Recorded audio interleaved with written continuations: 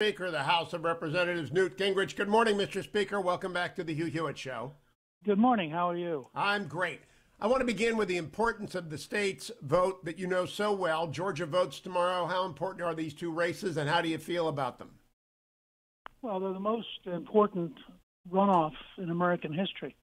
We've never before had two parallel Senate races with the potential to switch control of the Senate from conservative to radical. And both of the candidates on the Democratic side, Ossoff and Warnock, are radicals. Warnock's probably the most radical candidate ever nominated by a major party for the Senate.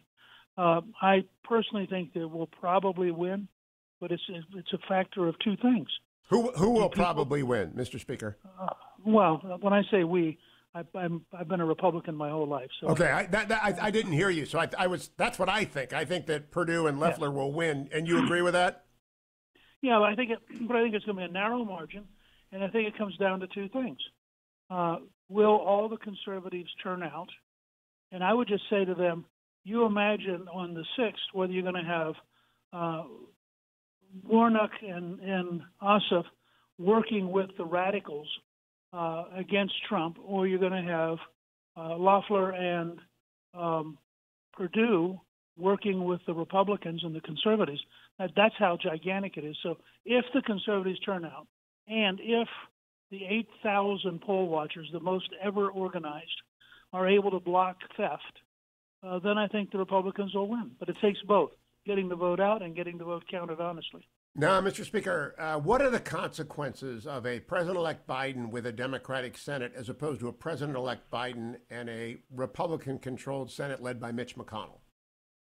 Well, I was in that position when I was Speaker and Bill Clinton was President, so I can tell you that if you have a leader of the other party, and particularly somebody who's as smart and as experienced as McConnell, everything from the appointments that get approved to the regulations to the budget to blocking tax increases, stopping any effort to pack the courts, I think you would find that a McConnell-led Republican Senate dramatically weakens the ability of the radicals to change America. One example of which we saw, of course, yesterday when one of the Democrats in the House ended the prayer with amen and a woman, which is linguistically so stupid you can't quite believe it. But that's just who they are. I mean, you might also notice, by the way, that the House rules involve gender security. They don't have anything to do with national security, but they've now outlawed, I think, 20-some terms like father, mother, brother, sister. This is the madness. And if the Senate was controlled by the radicals, then the whole government would just drift into a radicalism that would dramatically change this country in the next few years. Yeah, I'm afraid that people don't understand what happens when you don't have oversight. And no oversight means no investigation into anything, no matter what happens. And that will be beyond the cuts to armed services, beyond judicial wildness being restrained. No oversight is a serious problem. Look, I think every Georgian should simply ask themselves, do you really want Bernie Sanders to be chair of the Budget Committee? I mean, that's an example. Yeah, that's a good question. So, next question: President's phone call. What did you make of it? Pretty dumb. He shouldn't have done it. It was. I mean, I've known Trump long enough, and I've listened to him carefully enough. It was not particularly un-Trump. He's enormously frustrated with the Secretary of State in Georgia, as I am, frankly, and almost all Republicans are. And I think what you were hearing was the sound of a very deep frustration. And I think, frankly, a bitter sense that in his own mind, he really does believe he won the election. And he really does believe that in states like Georgia it was stolen. Do you think Trump derangement syndrome is at play in the Beltway media? Do you think it's an impeachable offense what he did, or that a crime was committed? No. Look, first of all, assuming for a moment that the establishment gets its will, on the 20th you're going to have Biden sworn in as president. So how could you possibly impeach Trump between now and the 20th? Yeah, I'm just pointing out what Twitter said yesterday. I'll come back to that. Next question, Mr. Speaker. A number of members of the Senate will join scores of members of the House in objecting to the certification of the Electoral College's vote.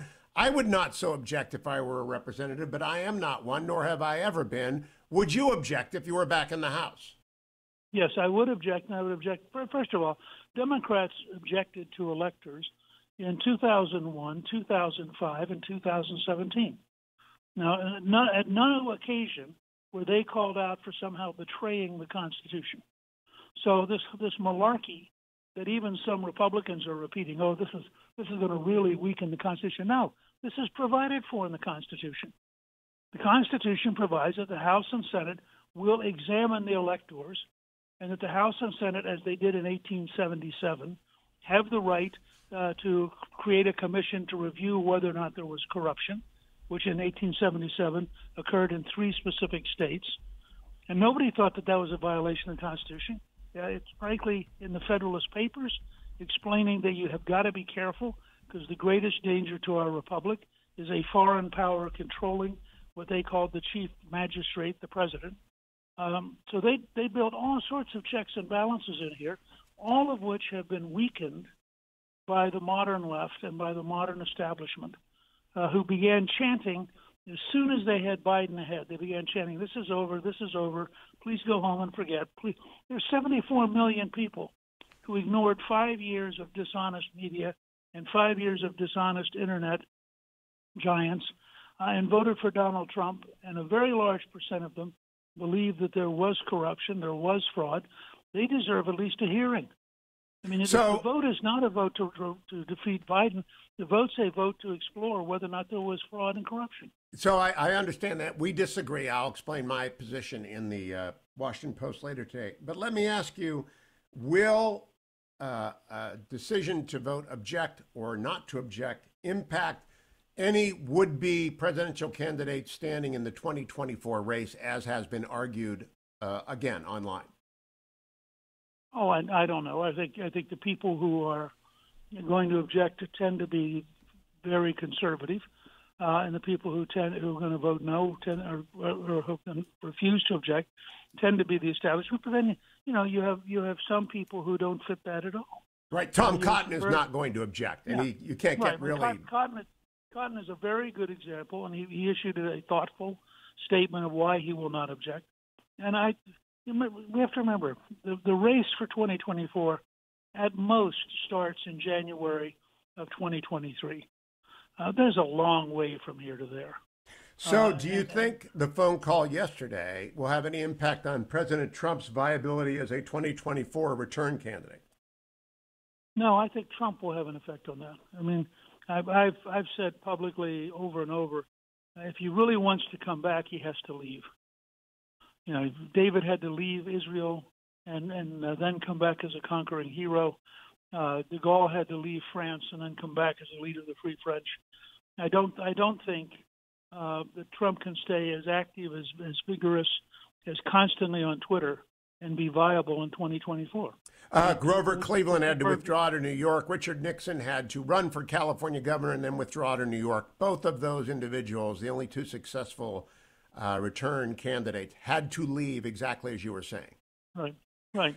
So let me talk to you a little bit about where we are politically. We have this never Trump rump, which is less than 1% of the GOP, but it's very loud on Twitter. It's very loud on television. Will any of the participants in the never Trump derangement syndrome, Trump derangement system, ever be viable as GOP influencers again? Probably not, but you can't tell. Look, people forget this is a much more diverse party than the national press covers.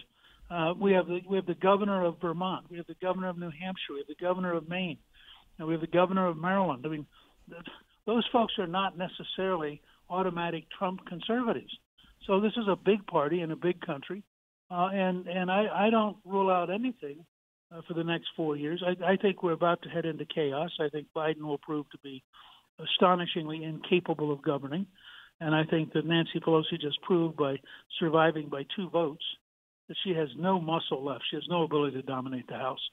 And in fact, in many ways, Kevin McCarthy will be the practical leader of the House Well, she's still nominally the speaker. So there are a lot of things coming down the road. I've been at this since August of 1958, and I would say the next 4 years are as wide open and as confusing as anything I've seen in my entire career. You know, I have to disagree with you one more time, Mr. Speaker. I think if someone was vocally, consistently, thoughtlessly never Trump and never found anything to say good, even after his 3 Supreme Court nominations and confirmation, that they're out of the party. They might not know it, but they'll never be back at CPAC, the Western Conservative Summit, Turning Point USA, or a Republican National Convention as an invited guest. They might be there with the media doing their media thing, but they're out. Oh, okay. I mean, the way you phrase it now, I would accept that. I don't expect to see Bill Kristol being invited to some Republican event. Okay, so we're actually not in disagreement. Last question. How important is it that everybody in Georgia turn out tomorrow? You know Georgia very, very well, whether they're in Atlanta, whether they're in Macon, whether they're in Savannah, whether they're in North or South Georgia. What do you think? I think it's unbelievably important. I am confident that if every conservative votes, and if the 8,000 poll workers can keep a close eye on the count, that we will win. We'll probably win by a narrow margin, maybe 51-49. But I think we'll win both seats. But that means Georgians have to get out and vote, period. Mr. Speaker, always a pleasure to talk to you. Thanks for joining.